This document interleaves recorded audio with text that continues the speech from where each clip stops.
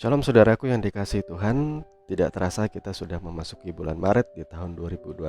Apa kabar saudara hari ini? Saya berharap saudara dalam keadaan sehat dan diberkati oleh Tuhan kita Yesus Kristus. Nah, sudahkah saudara membaca Alkitab hari ini? Saya percaya pasti saudara sering mempergunakan Alkitab di smartphone saudara. Dan satu kali saya pernah mengetikkan kata nama di kolom pencarian atau searching. Tahukah saudara apa yang paling banyak saya temukan di dalam kitab perjanjian baru? Bahwa ayat firman yang paling banyak muncul di Alkitab khususnya perjanjian baru itu adalah mengenai nama Yesus. Dan di kesempatan kali hari ini tidak kebetulan topik pembahasan pendalaman Alkitab kita akan membahas studi mengenai nama Yesus. Apakah benar saat kita menyebut nama Yesus di dalam bahasa Indonesia itu tidak seafdol kalau kita menyebut namanya di dalam bahasa Ibrani? Atau apakah kita perlu untuk mengganti nama Yesus di Alkitab LAI menjadi Yeshua HaMashiach? Kita akan membahas bersama-sama di dalam perenungan kita di kesempatan kali ini. Tapi sebelumnya mari kita sama-sama bersatu hati dan berdoa.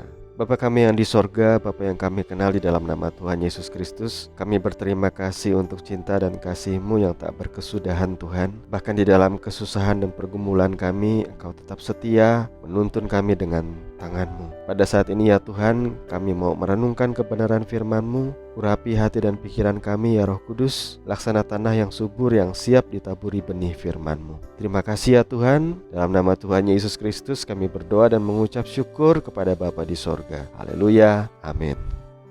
Nah, seperti biasanya, sebelum kita memulai pembahasan kita akan mengangkat sebuah pertanyaan, yaitu sebagaimana ada kelompok tertentu yang membawa semangat untuk kembali ke akar Yahudi, yaitu dengan mengembalikan nama suci Tuhan. Kira-kira perlukah kita mengubah nama Yesus di Alkitab kita menjadi nama Ibrani, yaitu Yeshua HaMashiach? Jadi berangkat dari pertanyaan itu, kita akan mencoba mendalami dengan membahasnya berdasarkan fakta sejarah juga antropologi budaya orang Yahudi.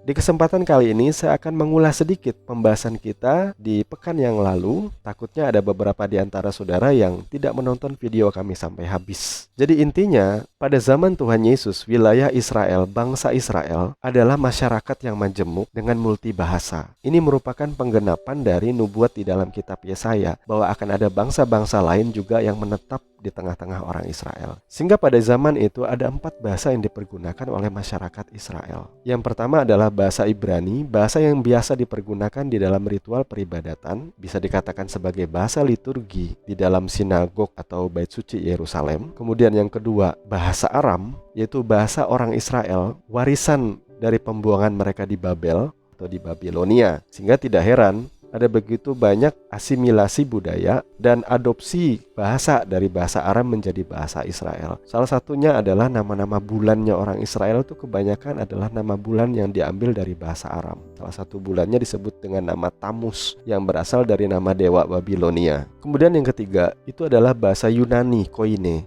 Bahasa Yunani Koine bisa disebut sebagai lingua franca atau bahasa internasional pada masa itu. Di bawah Kekaisaran Romawi, bahasa Yunani biasa dipakai sebagai bahasa internasional. Biasanya dipakai oleh kaum cerdik pandai, kaum cendekiawan, orang-orang Yahudi pendatang, dan orang-orang yang di luar suku Israel pada waktu itu. Kemudian yang terakhir ialah bahasa Latin. Bahasa Latin bisa dikatakan sebagai bahasa administrasi kerajaan atau bahasa administrasi pemerintahan pada waktu itu. Contohnya Tuhan Yesus ketika berbicara kepada perempuan Sirofenisia, dia pasti mempergunakan bahasa Yunani. Dan ketika ia berbicara kepada perwira Romawi, dia pasti akan mempergunakan bahasa Latin.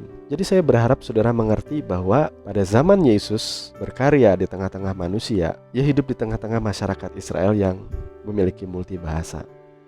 Nah, keadaan masyarakat Israel yang pada masa itu memiliki multibahasa tentunya akan sangat berpengaruh kepada nama pribadi atau nama orang pada masa itu.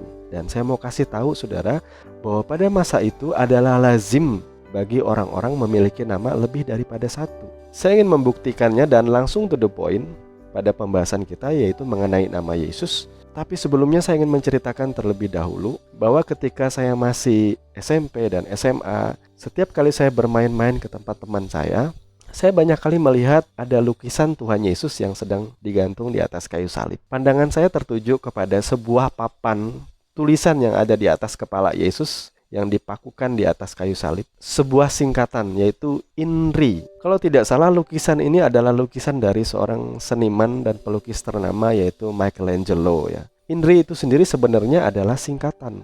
Kepanjangannya itu di dalam bahasa Latin Yesus Nazarenus Rex Iudaeorum, atau Yesus orang Nazaret, Raja orang Yahudi. Tapi ini akan menjadi tidak valid kalau saya menjadikan lukisan Michelangelo sebagai dasar dari pembahasan saya. Karena kita mau lihat terlebih dahulu apa yang Alkitab katakan mengenai nama yang dituliskan di atas kayu salib menurut Yohanes 19 ayat 19 sampai dengan ayat yang ke-20. Firman Tuhan di dalam Yohanes 19 ayat 19 sampai 20 berkata, "Dan Pilatus menyuruh memasang juga tulisan di atas kayu salib itu, bunyinya, Yesus orang Nazaret, Raja orang Yahudi.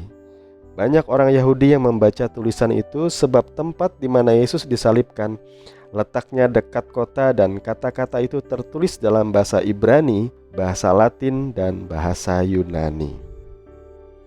Nah, berdasarkan ayat pembacaan firman tadi, kita akan coba menuliskan atau melihat bagaimana penulisan Yesus orang Nazaret, Raja orang Yahudi itu di dalam bahasa Ibrani, bahasa Yunani, dan bahasa Latin. Di dalam bahasa Ibrani itu tulisannya Yeshua Hanatsri Melek Hayehudim. Kemudian di dalam bahasa Yunani, Yesus ho Nasoraios ho Basileos ton Iudaion. Dan kemudian yang seperti lukisan Michelangelo, Yesus Nazarenus Rex Iudaeorum, atau disingkat INRI. Jadi saudara, dari 3 bahasa itu, manakah nama Yesus yang paling benar? Bagi saudara yang membawa semangat untuk kembali ke akar Yahudi, tentunya saudara akan berkata yang paling benar itu yang pakai nama Yeshua, yang pakai nama Ibrani dong, yang paling pas, yang paling benar. Nah, di sini kita akan belajar menyelaminya dari sudut pandang budaya dan masyarakat yang multibahasa. Saya pribadi akan berkata bahwa semua nama itu benar, baik dalam bahasa Latin Yesus, baik dalam bahasa Ibrani Yeshua, baik di dalam bahasa Yunani Yesus Kristus, semuanya benar. Karena kalau kita mempelajari dari sudut pandang antropologi budaya dan masyarakat yang multibahasa, pada masa itu orang sangat lazim memiliki lebih daripada satu nama. Mereka bisa memiliki nama di dalam bahasa Ibrani, mereka juga bisa memiliki nama di dalam bahasa Aram, dan mereka juga bisa memiliki nama di dalam bahasa Yunani.